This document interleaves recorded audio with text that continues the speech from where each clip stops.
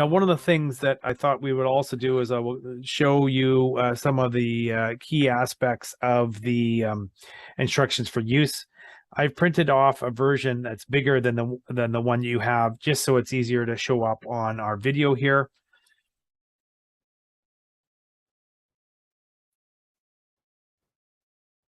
So this is our instructions for use, and they're designed in such a way that you can see all the steps of the process in one sheet.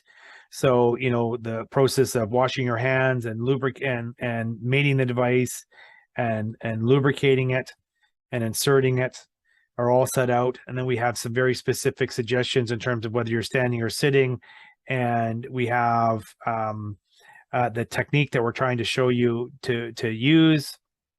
Again, you can see the depth, the depth, not past the first one, but not past the second one, the unhooking of the tab from the inserting tool, and then the removal. We have kind of a position zone, which is basically we want the device to be somewhere in this positioning zone.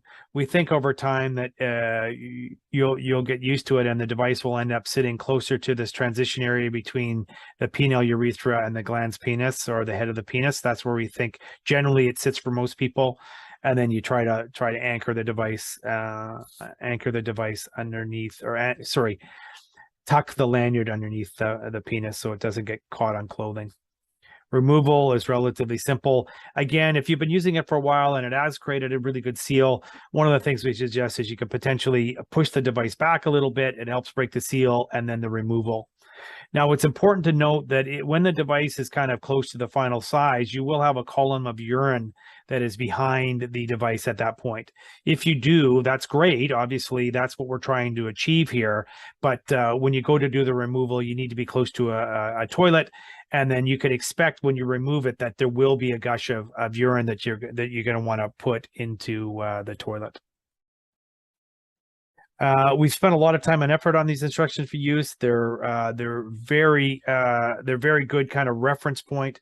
We've got some basic warnings and precautions that are laid out here in this process. We've got some troubleshooting tips, and then I point you out to the fact that there are some cleaning guides and storage guides that we recommend.